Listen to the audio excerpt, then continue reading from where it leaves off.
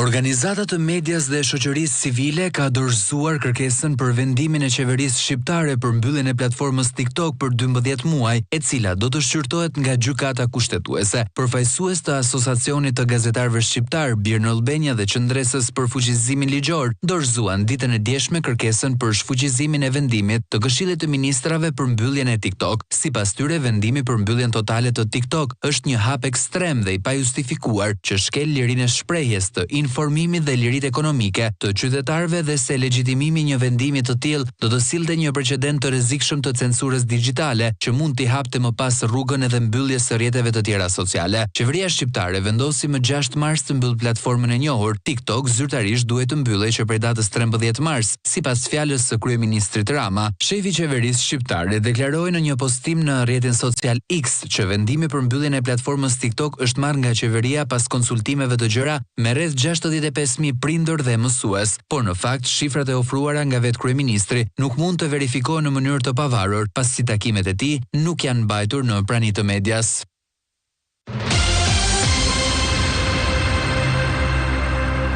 Në fakt, shumë pak nga takimet e kryeministrit mbahen në praninë e medias dhe sigurisht me aksesin e gazetarëve, ndaj mbetej një nga hapësirat e mundshme për të kontaktuar drejt për drejt qytetarët TikToku, por ka zhvillime interesante, veçanërisht ky vendimi në kushtetuese. Grigel Smuçollari është me mua në studio, e kemi shkëputur pak nga fushata për të kuptuar edhe se si po funksionon mekanizmi i komunikimit të kësaj fushate me rrjetet sociale që do duhet të facilitonin procesin dhe jo të ishin një pengesë. Smuçollari, mirëmëngjes, mirë se erdhe. Mirëmëngjes, mirë se u gjeta. Tani duket se është sigurisht në vazhdim e debateve për TikTokun, është ky një moment interesant i ankesës në kushtetuese, apo është një përpjekje dëshpëruare, shifni? Se sa interesant nuk do t'ja të thoja, po patjetër që është i domosdoshëm, pasi duhen zbatuar të gjitha procedurat, themi ligjore, për të goditur qoftë një akt krejt të paligjshëm dhe që synon censurën e plot të shprehjes fjalës lirë. Kështu që janë për të përgëzuar organizatat, janë për të përgëzuar gazetarët, të cilët kanë depozituar këtë ankesë në gjykatë kushtetuese. Siç e thatë, bëhet fjalë për një vendim absurd dhe që synon kufizimin e lirisë së shprehjes, që synon censurimin e fjalës së opozitës, pasi jemi dhe në prag të zgjedhjeve. Pse të opozitës nuk mendoni se për shembull goditen edhe kandidat të PS-s që mund të komunikojnë me TikTok? Jo, ka dy momente. E para, Partia Socialiste i ka gati të gjitha, të themi, mediat ose pjesën ndërmuese të mediat për të shpërndarë atë propagandën. Kështu që në këtë moment është vetëm TikToku mbeti për opozitën. I vetmi rrjet i cili i pa deri diku i lirë dhe i pa kontrolluar as nga qeveria, por dhe ndërkohë dhe vetë për specifikat që ka rrjeti i lirë për të shprehur kontent. Dhe ajo, siç e shikonim edhe në rastet në parshme, aktiviteti opozitar ishte shumë i lartë se ai të themi qeveritar. Por përtej kësaj ka dhe një moment dytë. Kemi vënë re që kandidat të Partisë Socialiste dhe të themi antarë të qeverisë vazhdojnë fushatën dhe e kanë TikTokun hapur. Tani nuk do doja të besoja që ka shku konspiracioni deri në këtë nivel sa nëpërmjet IP-s identifikojnë çfarë aktiviteti ka opozitar apo jo, dhe do të ishte të mërshme nëse do të kishin të bënin me patronazhim të TikTokut. Sepse jo më larg se dije, kam parë kandidat për deputet Partisë Socialiste të cilët më kanë dalë, mua ndërkohë e kam shumë të bllokuar, mezi dalin të themi videot apo aktivitet opozitar, ndërkohë më dalin, kanë filluar për herë të parë dalin aktiviteti qeveritar. Që do të thotë që domethënë nuk që ka mbyll TikToku, është mbyll për ju TikToku. Po me sa duket që ka mbyll vetëm për opozitën.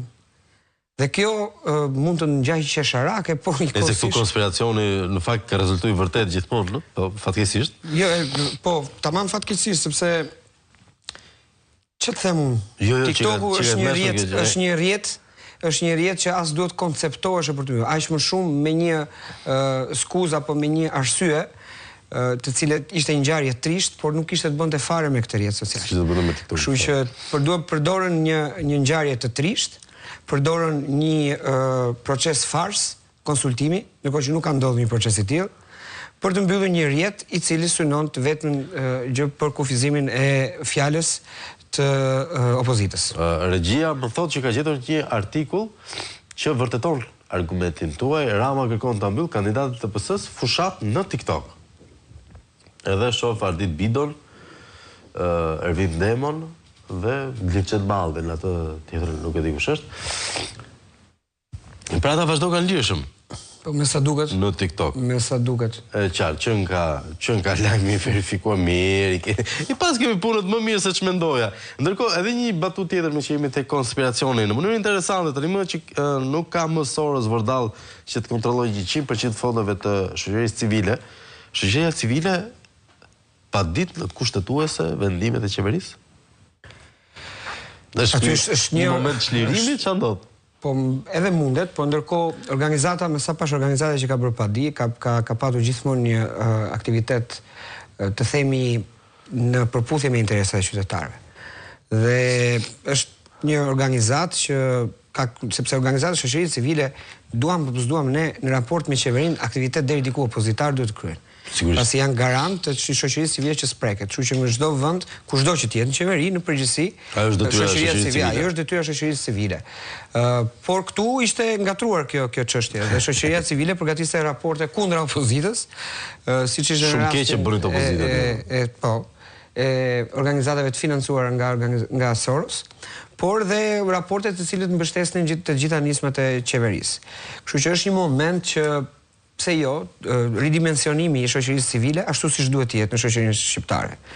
Kështu që le ta shfrytëzojmë për mirë dhe shpresojmë që të çlirohen dhe ata aktor apo faktor të shoqërisë civile, të cilët deri më tani janë financuar nga organizata nga Soros, dhe pse jo, edhe ne le t'i amnistojmë nëse ata kthehen në kryerjen e detyrës së tyre si garant për të ruajtur të interesave të qytetarëve. Ç'është kjo gjithë kjo paqe dhe dashuri, zot Poçallari? Jo, është në raport. Nëse janë, domethënë, nëse pse po ecim me logjikën e gazetarit. Nëse këto organizata të shoqërisë civile për shumë vite kanë punuar kundër interesit të qytetarëve dhe kanë marrë fondet huaja, kjo teknikisht i bën ata agent huaj, destabilizues për vendin. Individët që kanë agent shërbimeve sekrete të huaja. Individët që kanë drejtuar këto organizata lidhet me përqasjen e individëve, të cilët kanë qenë të lidhur drejt për drejt me gjithë rrjetin e Sorosit. Por në fund ditës aty ka organizata të cilët kanë një karrierë të caktuar të mëparshme, që do të thotë që mjafton ndryshimi. Nëse Sorosi e ka sjell Ramiz Alia, nuk e di kur më përpara ka. Jo, po ka punuar krahas Soros, e vërtet. Ka organizata që kanë punuar dhe krahas Sorosit, ka organizata që kanë ngritur çështje shumë të rëndësishme, por ne tash jemi përballë dy rrugëve, ose të krijojmë disa organizata të reja, e cila nuk është ide e keqe fare. Jo, është ide shumë e mirë, po nuk po më duket më sikur ka burime njerëzore Shqipëria që të fokusohet vetëm në krijimin e organizatave të reja. Do na hapin organizata me filipinez. Që po, mund të jetë edhe me Go Albania, të cilët ose Clean Albania, gjaja ide kjo për organizatë. Megjithatë Bleu, Poçallari të rikthehemi pak në fakt tek ajo që nuk duket sikur është thelbi, po është thelbi i temës. Sigurisht TikToku ka qenë një mënyrë komunikimi për opozitën që tani e dim që nuk e keni më. Edhe shumë që e kanë çuar në kushtetuese. Duke e paragjykuar dhe kushtetuesen që në rastin më të mirë vendimi mund të jetë 8-1 për mazhorancën. Çështja është TikToku do të ishte dhe çdo mënyrë tjetër komunikimi do të ishin mënyrat ku do të ndodhin dy gjëra. Do të dëgjonim premtimet dhe të bënim bilancet. Aktualisht, po dëgjojmë një premtim nga mazhoranca, po dëgjojmë programin tuaj, por për herë të parë në historinë e Shqipërisë nuk po arrim dot të bëjmë asnjë bilanc. Si do ta bëni me bilancin e qeverisë së mirë Rama nuk do. Është gati dali edhe kërcej toples vetëm mos të ketë bilanc. Ky është një problem që nuk është për të parë në këtë fushatë elektorale, por është thelluar. Çfarë po ndodh sot në studiot televizive dhe të themi në të gjitha banaqet opinion bërse. Ndërkohë që në një fushatë elektorale të gjitha mediat apo gazetarët, detyra kryesore është përballja dy alternativa përballë publikut, që do të thotë përballja e këtyre që kanë qeverisur me opozitën. Po ndodh krejt e kundërta, po ndodh një që dhe drejtuesit e emisioneve, por ndërkohë dhe zyra e PR-it të kryeministrisë nuk nxjerr më, të themi, ministrat përballë opozitës. Ka zgjedhur disa fytyra të reja dhe djem të rinj. I ka disa kandidatë që i ka zgjedhur të dalin që s'ke çfarë t'ju thuash, domethënë sepse as nuk i njihte njëri më përpara dhe as nuk i njeh akoma tani që kanë dalë kandidat dhe kjo është absurde. Dhe në kuadër të kësaj çështje, duke qenë se po keq përdoren media, po keq përdoren emisione televizive, mase kishe një moment që ti krahasoje dhe të bëje bilancin dhe të flisje për çështje në TikTok. Se kur shkon një emision televiziv, ti mund të fillosh të flasësh program. Jo më lërë se dje, më thaj, po prit një sekundë se ju keni program për këta s'kan, për që e lem për tjetër. Nuk është fajim që s'ka program për tjetër socialiste. Ja, thanë... Në fakt me drejtë, sepse atë ku s'ka diskutim. Ti merr dy palë, o kupton, bie emisione, se edhe mbase s'kan ku të shkojnë edhe gazetarët e shkret në këtë mënyrë. Por pse s'ka program? Mund të ndodhi një gjë që s'ka ndodhur kurrë në historinë e njerëzimit, që mund dali mazhoranca të bëj oponent së programit opozitës. Bëhet kjo premtimi. Ajo po ndodh. Ajo po ndodh. Ne po trajtohemi si qeveri, të cilët kemi bilanc mbi programin ton. Juve duhet jemi llogarit. Nuk e bëni dot si do ta bësh të, si do të bësh të, se do bësh të. Nuk është që nga krau tjetër ka 12 vjet qeverisje. Dhe të vetmi program që ka dokument të shkruar Partia Socialiste e ka të 2013-s. Ai 300.000 vendeve të punës. Ai programi 2013 përveç se nuk u realizua. Sot vjen Rama, dhe në fakt Rama është i kushtëzuar të mos ketë program. Nuk ka faj ai. Po sepse pas 12 vjetësh, çfarë programe do i thotë qytetarëve? Unë do bëj këtë, por ndërkohë i thonë ti kishe 12 vjet për t'i bërë. Po mirë. Ato që kishe në 2013 kishe kohë 12 vjet për t'i bërë. Dhe këtu është i bitet të tallet me veten, të dalë para qytetarëve dhe të tallet me veten. Rama Unë e premtoj prapë. Rama, duke qenë se inteligjent nuk është se s'është në përdorimin e formës. Diskursit. Dhe diskursit. Mes të tallurit me veten dhe të tallurit me qytetarën, zgjodhi të tallet me qytetarët dhe të flas me disa slogane dhe fjalë boshe që nuk përmbajnë asnjë program. Tani ndërkohë kemi dëgjuar që këto e pas kanë një program, por nuk e kanë shfaqur akoma. Që mos ja vjedhni ju. Që mos ja vjedhim ne. Kështu që gjithë diskutimi është që ajo arsyeja pse nuk bëhet një bilanc, arsyeja pse nuk flitet për një bilanc, është sepse bilanci është negativ në të gjitha sektorët e ekonomisë shqiptare. Në të gjitha sektorët e mirëqenies në treguesit e qeverisë. Kështu që kjo është arsyeja pse s'bëhet bilanc. Kjo është arsyeja që flasim vetëm me fjalë boshe pasaporti evropian e integrim evropian. Por çdo të thotë integrim evropian kur sot që ne flasim, ty ke më shumë se një vit e gjysmë që të janë bllokuar të gjithë fondet e IPARD-it për të financuar bujqësinë. Jo, mua më bën një gjë tjetër përshtypje, zoti Moçollari. Para 3 ditësh ka dalë një njoftim nga presidenca polake e Bashkimit Evropian që stop negociatave. Nuk ka një ndërprerje të negociatave që është effective immediately, pra me njëherë. Dhe ndërkohë Rama nuk foli 2 ditë për pasaportën europiane, dhe ditën e tretë doli tha pasaporta europiane. Çakullon për të njëjtën fjalë. Do të thënë Ramas është i kushtëzuar të mos flas as për programe, as për tregues makroekonomik, as për tregues që tregojnë një mirëqenie sociale, sepse është e pamundur që ta bëj këtë gjë, sepse nuk janë, mungojnë të gjithë treguesit. Kështu që flet me fjalë boshe, sa më e madhe gënjeshtra, aq më madhe është dhe zhurma dhe rrëmuja që ndodh rreth asaj. E kuptoj. Edhe një pyetje të fundit, ju kishte marrë malli për Lul Bashin që e shihni tani te TikToku i Ramës? Me thënë drejtën, malli s'mu ka marrë, por për te Gallatës që mund të shohësh edhe një komunikim. Urdhë? Është çike trishte ajo që ai njeriu që ishte lideri i opozitës deri para 3-4 vjetësh. Po është e trishtë se ka shi vetmuar. Dhe mori atë vëmendjen tashmë nga që atë që kërkonte gjithkohës, që dikur e kishte pak kohë që zoti Rama nuk ja kushtonte dhe tani janë të përkushtuar të dyja palët.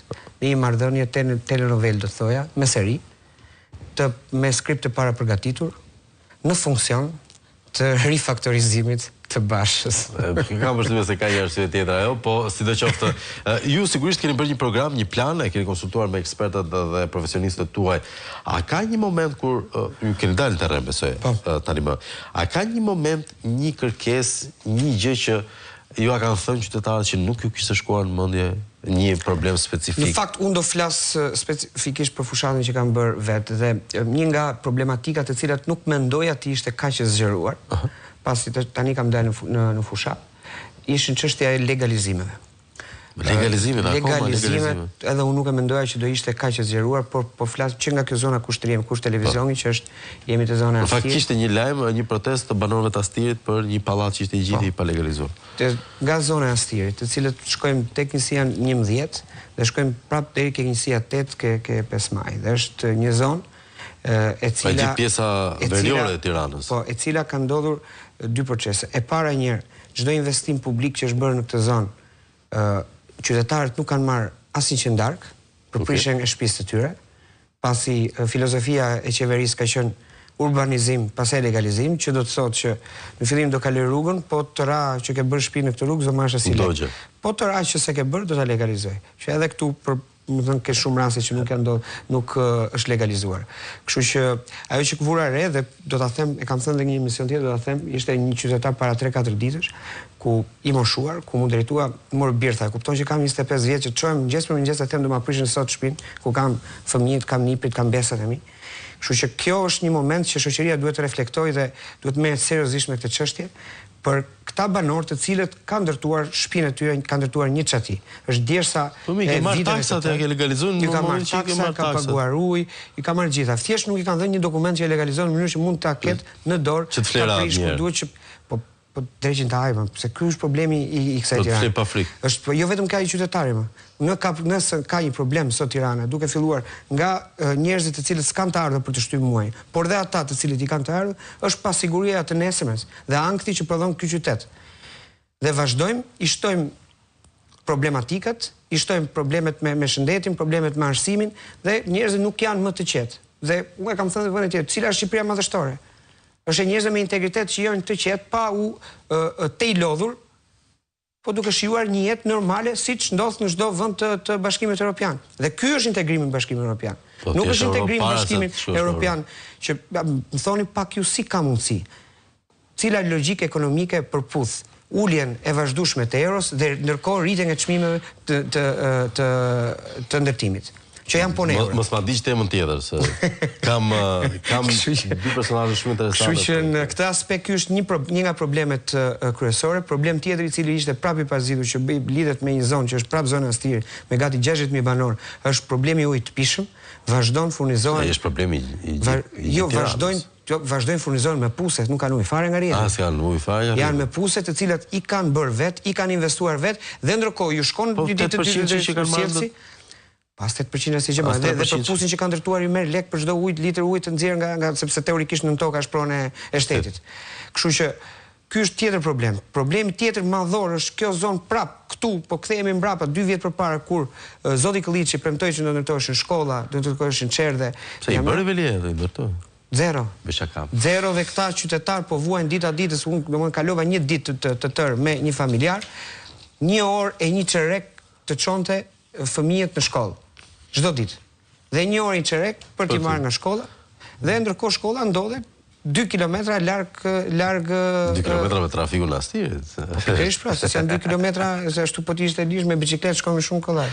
Siç tha, e dëgjova batuta, mbyllim me batut. Kishte ngec fugoni i Velijet në trafik. E ta themi edhe për ata që se kanë dëgjuar. Fugoni policisë. Kishte ngec fugoni policisë do kthente në Durrës.